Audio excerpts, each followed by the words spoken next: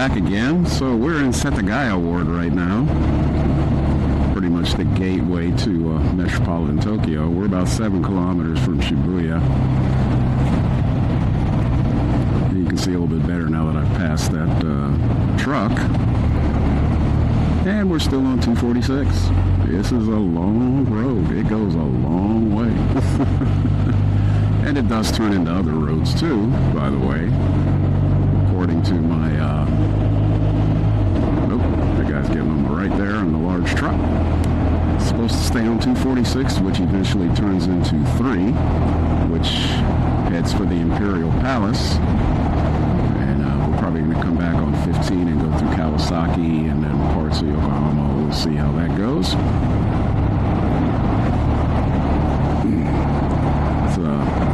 I don't know. As far as I know, this is a ritzy area. Costs money to live here like any place else, but Tokyo's so crowded these days. Not a lot of space. Folks on top of each other. I may need to be in the right lane to do this.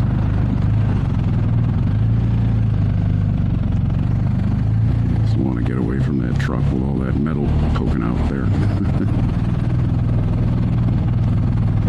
Yes. So hopefully, if I raise this up a bit, might be able to see more. I don't want to raise it up too high.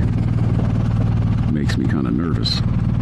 Pretty sure nothing's going to happen. I've seen other folks doing it, so it's pretty stable right now. Had to change this base plate, or the mount, I should say, not plate, but the mount that it's on. So in 2.1 kilometers, we're going to have to make a slight directional change to get on what's above us, I believe.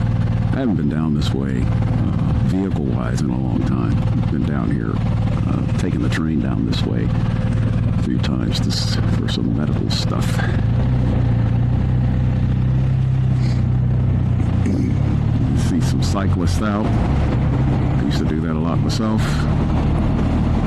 Haven't in a long while. Went back the way it is, and pedaling, I don't know, just had a negative effect. But I've been on the trainer for a while, and it's actually been doing some good. So maybe, just maybe, I'll put some air in my tires and go for a spin around the neighborhood and get back on my early morning cycling route, which is about 12 kilometers, and we'll see what that does. Unfortunately, I haven't been in the pool in a while, and I should be, so that's really good. Also, nice no-impact exercises.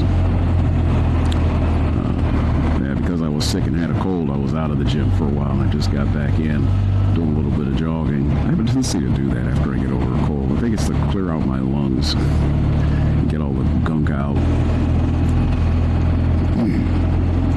But I should get back in and start lifting legs, back, arms, all that fun stuff, chest.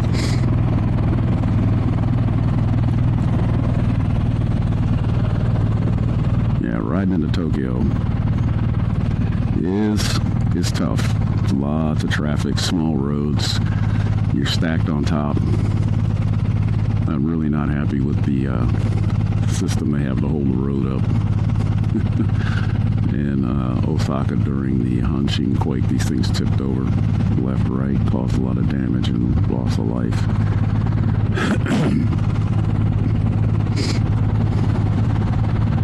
That always worried me. But, well, they've been holding the roadbed up here in Tokyo for a while.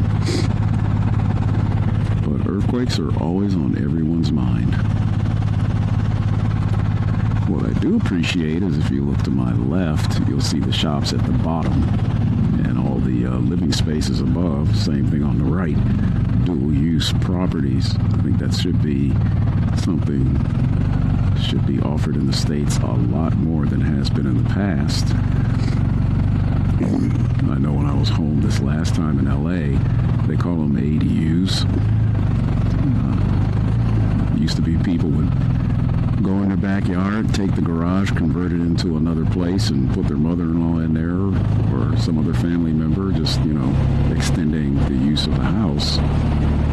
Zoning laws did not permit that.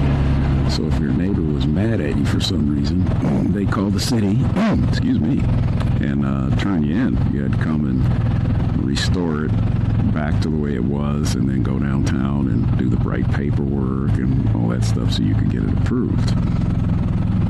I understand the idea behind that, but when you're short on housing, you kind of make do with what you got. And that's pretty much what seems to be going on there. They've relaxed all the rules so you can do that now, and people are taking advantage of it and renting units out. Because a lot of people just aren't parking in their garage. They say, well, it's nice to have a garage to put your car in, but we can put this to better use and just park on the street. Yeah, being home it's a lot different than being here because of the lack of rain in LA. Everything's kind of dusty and dirty. Most people have really dusty, dirty cars. Here, it rains enough, so stuff does get washed off. People do tend to take care of their vehicles here. They get them washed and waxed and taken care of. Usually don't see them with bashed insides held together with bungee cords and stuff like that, because the inspections won't allow you to do that for very long. You get your car inspected and it does not pass, you cannot drive it. You got to get it fixed.